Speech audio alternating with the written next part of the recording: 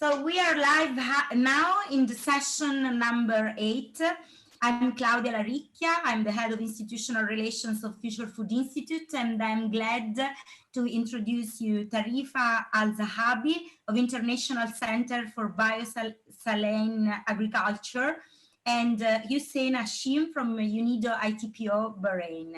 So we have 20 minutes, and I would love to listen to Tarifa's presentation. Sure. Well, I welcome everyone to my presentation, and I am indeed delighted to be here with everyone.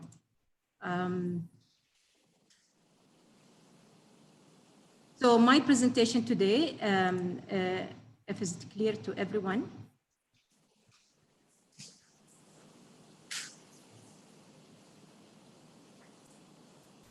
I am delighted see your screen. Yes. To be with you all here. I will take the first 10 minutes to speak about Aqaba and the projects that we are doing, and I hope you will find this presentation beneficial. I titled this presentation in the format of a formula, which is P by 3 equal for Earth, to focus on 3 key elements, which are planet, people, and prosperity. And it is important to make sustainable contribution to Earth. Let me first briefly introduce you to Aqaba, International Center of Biosaline Agriculture, which was established 20 years ago with a headquarters in Dubai, United Arab Emirates. It's non-profit center, research center, established by an agreement between the government of United Arab Emirates and Islamic Development Bank.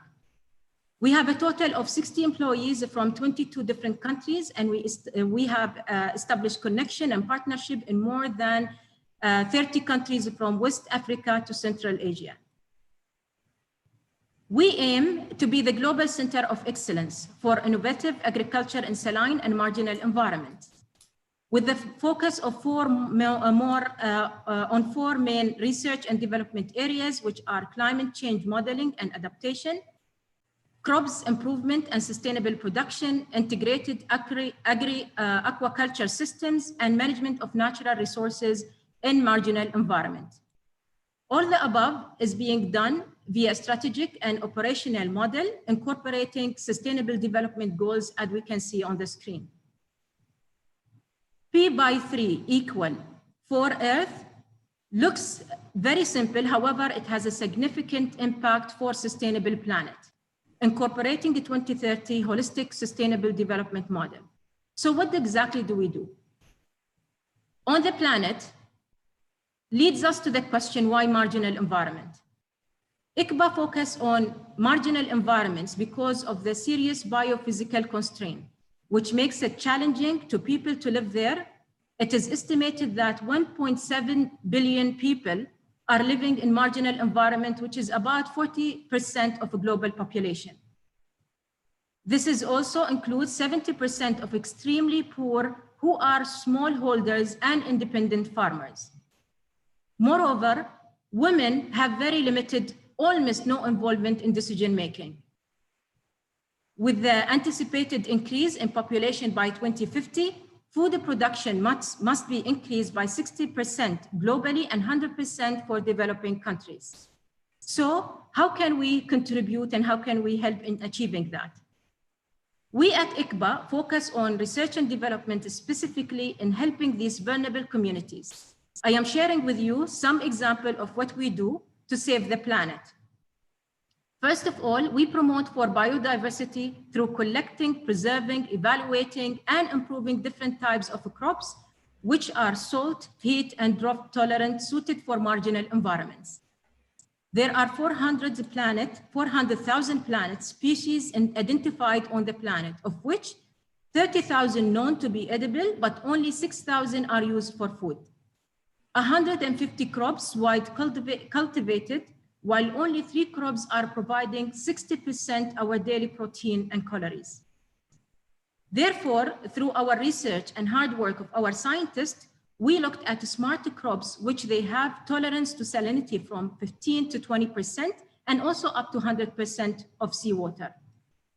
Here are some examples you can see on the screen. Quinoa, which is a climate resilient crop, gluten-free and nutritious, and grow in poor saline soil, with very little rainfall. Over the years, Aqaba has evaluated around 121 quinoa lines and selected 5 best performing ones. Then upscaled it in 12 different countries such as Egypt, Ethiopia, Jordan, Morocco, and others. As for saliconia, which is a halophytic crop, Aqaba has been scaling it up through production in several countries, including UAE and Egypt. Now we are working with farmers and commercial entities to scale up the production of saliconia in the UAE. Using alternative water source also contribute to the SDG 6 of clean water and sanitization. For that, our scientists work on improving the water use efficiency and turning waste into a resource by using alternative water resources such as brackish water, seawater, treated water, and produced water from oil production. When it comes to people, we are of course focusing on human capital development as it's the heart of what we do. We have to train, and we have trained and developed capacities in different relevant fields needed by individual or by their countries. We hope we have adopted a number of initiatives to empower youth, women, and farmers. For example, last March, we graduated the first cohort of AULA, Arab Women Leaders in Agriculture Fellowship Program, with 22 female scientists from different countries, just slightly before the lockdown. During the period of 2014 to date, we offered 138 internships to students from different parts of the world. We concluded a capacity training for around 2,500 individuals and a group in the period of 2000 up to date. And we can see we have also started innovative training when it comes to drones in agriculture and the usage for it for our farmers, locally and internationally. We engage local and international communities depending on their needs, and we launched Aqaba Youth lately to engage youth in order to focus on marginal environments and support their entrepreneurial skills. Prosperity is what we aim for. All these mentioned efforts are to ensure communities in marginal environment can have fulfillment and improve their life condition. Therefore, Aqaba focused on promoting and implementing value chain to farmers and smallholders to ensure impact of sustainability happening to the farmers. I'm sharing with you a number of examples here from Morocco, the quinoa value chain, where we had a number of families and farmers, women working in farms, to be educated about quinoa and try to incorporate it in their local recipes. So now they start using quinoa in their couscous as well. We also have done the same thing in saliconia, and we are, through partnership with a number of companies, and it was part of Expo 2020, we produce saliconia burger, as well as some smoothies and to be used in salads. Same thing happened also when it comes to livestock. In Jordan, improving the livelihood through partnering and supporting forages production for farmers. We could have not reached this without the effort of our scientists, as well as successful partnership, which help us to scale up our projects and successfully implement it in different countries. So what are the lessons, and how can we really take this to good after COVID-19? First, I would like to end by summarizing our current activities for the planet people for better impact on prospering the life of the individuals and community, that we must diversify our crops. We also have to start treating farmers as entrepreneurs and increasing their role in value chains.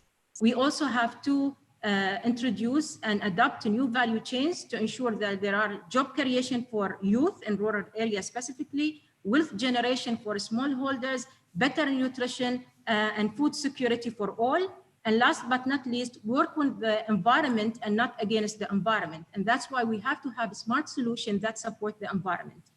I'd like to conclude with my favorite quote by the father of UAE, late Sheikh Zayed bin Sultan Al Nahyan: "Give me agriculture and I will give you civilization." And this is how life continues on earth, by education, adaptation, to the environment around us. Thank you very much.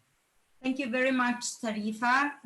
Future Food Institute definitely wants to support your mission. We strongly believe in the work that you are doing also for the women empowerment and youth empowerment. So thank you so much for sharing with us your outstanding work, and congratulations for it.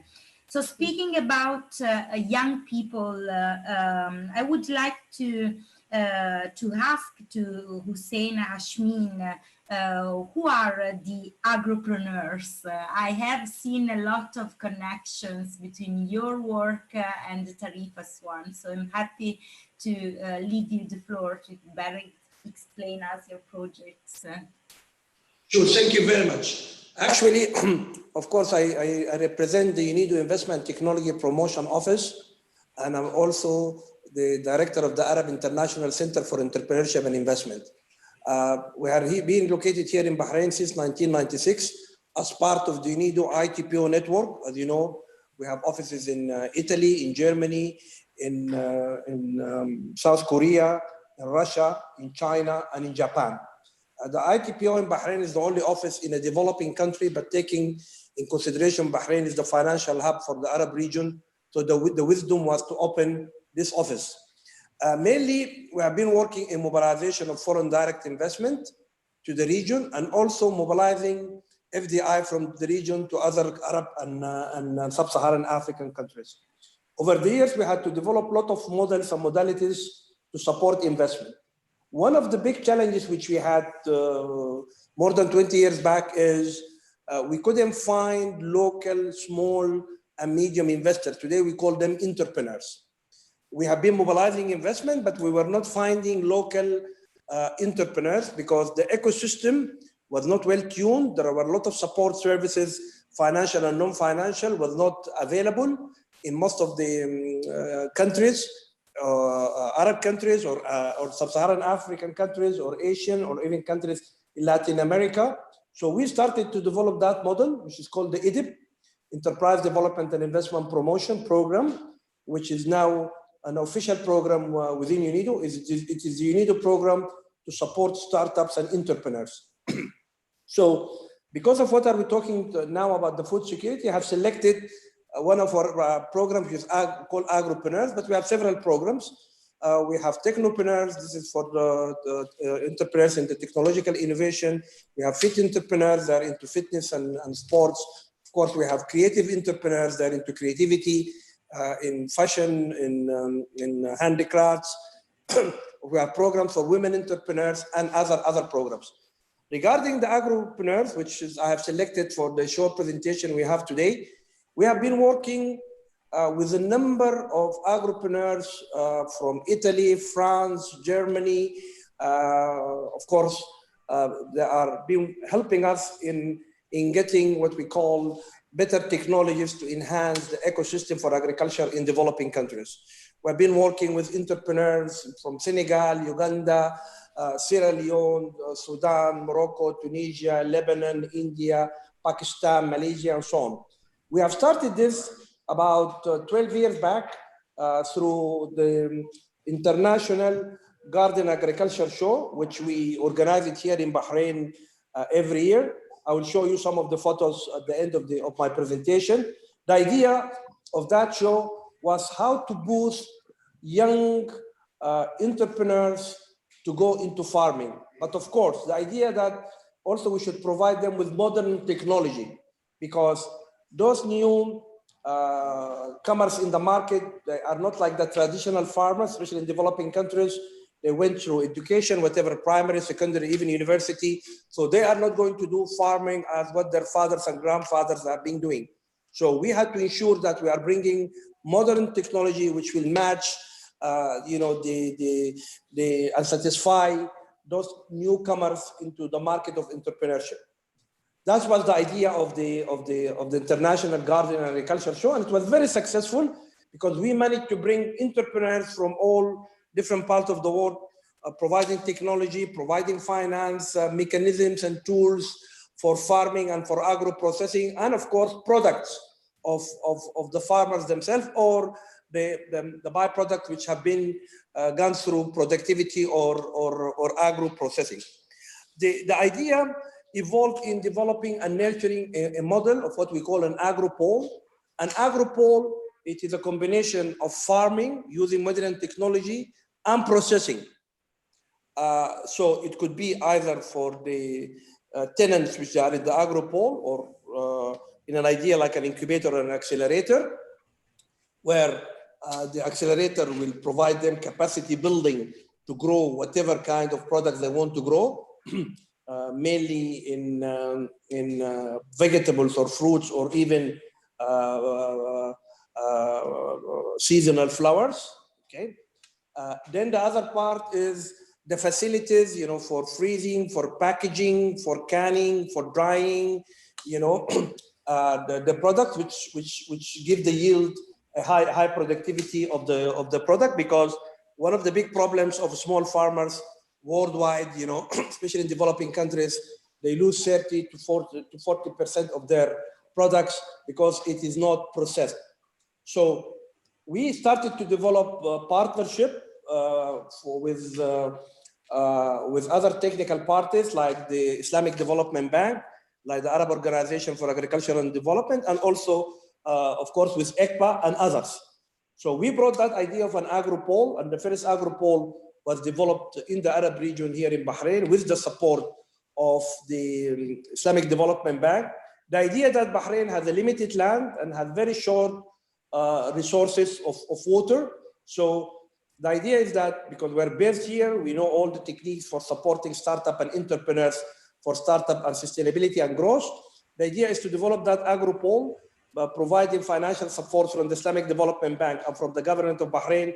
And we provide the technical know-how for developing the skills of agripreneurs, the entrepreneurial skills, and then other parties have been providing the know-how for agriculture. And then we come back again, we as UNIDO in the processing, set up how we help in developing small factories, either at the individual level or collective level from different farmers, not only as tenants in the agropole, but even in the community, but they can bring their products and it could be processed within this technopole. So this was the first idea, how to institutionalize it. Instead of working individually with agripreneurs, how to be institutionalized. So then a number of projects started to be on the ground. Immediately, the agropole in Bahrain, it became a reverse linkage program for the Islamic Development Bank. This is a program, if a program gets good achievement in one of the 56 member states of the Islamic Development Bank, then the Islamic Development Bank take it to replicate it in other countries. So in 2016, during the General Conference of the Islamic Development Bank in Jakarta, it have been awarded as a successful reverse linkages. And now we're working with the Islamic Development Bank in replicating it in a number of countries. We started with on a bigger project in Lebanon with the support of the Arab Organization for Agriculture and Development in a place called the Iqlim al-Kharroub. It is a big zone. There is a number of accelerators within this zone for dairy products, for fruits, for vegetables, and even aquaponic programs and ecotourism. In Sudan, we have started a number of projects. Actually, we have developed a center which was established last May in the premises of the Arab Organization for Agriculture and Development. It's called Agropreneurs Center, and this is to provide support for agropreneurs in the Arab region and also in the sub-Saharan Africa, because the Arab Organization for Agricultural Development has that mandate. Why we are doing all of this? We're doing all of this because we have realized that 50 or 60% of jobs in the Arab region might come from that sector, for agriculture and agro processing. And today we need more than 150 million jobs to be created by the year 25, 27 in the Arab countries. So for us, we help entrepreneurs to start their businesses and they will create other jobs. Also, tackling a very important issue is food security, you know, mainly in the Arab region and beyond. The Arab region import every year between $35 to billion products which could be easily either grown in the Arab countries or processed in the Arab countries. So we have a big deficit gap in the food products in the Arab region. Of course, now with the COVID-19, actually, I always say it is a challenge, but it is a big opportunities for countries in the Arab region and entrepreneurs to chip in to activate all our programs. For example, yesterday I had a conference call with the Arab Organization for Agricultural Development, and in the coming weeks, through the Arab Union of Chambers of Commerce and Industry and the Arab Union of Banks, we are going to launch an initiative. Mainly now the Gulf countries in the Arab region that are developing a common or a collective sovereign fund for food security. The best country, of course, to start investing is Sudan, because Sudan has been considered for years as the food basket for the Arab region, but the tools were not there, the support activities were not there. So I'm using this opportunity to be more positive on the aftermath of the COVID-19, that agripreneurs, especially in the Arab region, if the different partners from Aqaba to the Islamic Development Bank, to the Arab Fund, to the Kuwait Fund, to the commercial banks, to the Arab Union of Chambers, the Arab Union of Banks, and the Arab Organization for Agriculture and Development, and the Arab Industrial Development Organization, to work together to develop the right support niches. Also, I don't want to forget BADIA, the Arab Bank for Development of Africa, where we are launching with them an SME coalition program by the end of this year. Part of it, of course, is going to be also for African countries, agropreneurs programs and agropol. I will stop here and I will just show you quickly some of the photos in the presentation. This is the Bahrain Agriculture Pole, you see, which is now being established 5 years back. It has been very successful. This is the Agropreneurs exhibition, which I have been talking about. Here you can see all the products of the entrepreneurs from different parts of the world, from vegetables to plants. Here there is some of the participants also showing also, this is, for example, from Morocco on honey, on argan oil. This is, I don't know if you know Wolfgang Puck, one of the most famous chefs worldwide during the Formula One, which Bahrain hosts. He was here developing a 2-day program. He has 6 million followers, getting all his products from the incubator, and then he went to his restaurants to cook with the entrepreneurs chefs. This is another program which we have also. Thank you. Thank you so much. That's in brief, with nice photos, which can give you what we can do and with the achievements which we have. Of course, and all the people that signed up to this event will receive the special materials of the takeaways of all the speakers, including you. I couldn't have desired better for this session. I think that you both have shared remarkable content. I'm very happy about that. By the way, Fisher Food is a partner of UNIDO ITPO Italy, Shanghai, and in this global marathon, we have speakers from Italy, but also from Japan. So this is a network. I think that we are embodying the Goal 17 partnership. So private sector, public sector together are actually working to fix food systems, and your case histories, your best practices can inspire our global community a lot. So I think this is just the beginning of cooperation with you both. So thank you. Claudia, thank you for that comment. Yes, I would like to assure you, we have a lot of work with ITPO Rome and of course ITPO Shanghai, and then ITPO Bahrain, and even we have also ITPO Germany. We can work with you to work on several programs. Now we're working on programs for fishery, mainly tuna processing in different countries like in Mauritania, Morocco. So yes, we would like to add to this. And from this panel today, I would like to share, yes, in the future, COVID brought us together, but we will work together also with our partners from the region like Aqaba, Islamic Development Bank, and all the funds which are here to support your endeavor. Well, let's shake the hand, both of three about that. Thank you so much. And now we are ready to take off to go to Africa. Our speakers are already connected. Thank you so much. Grazie.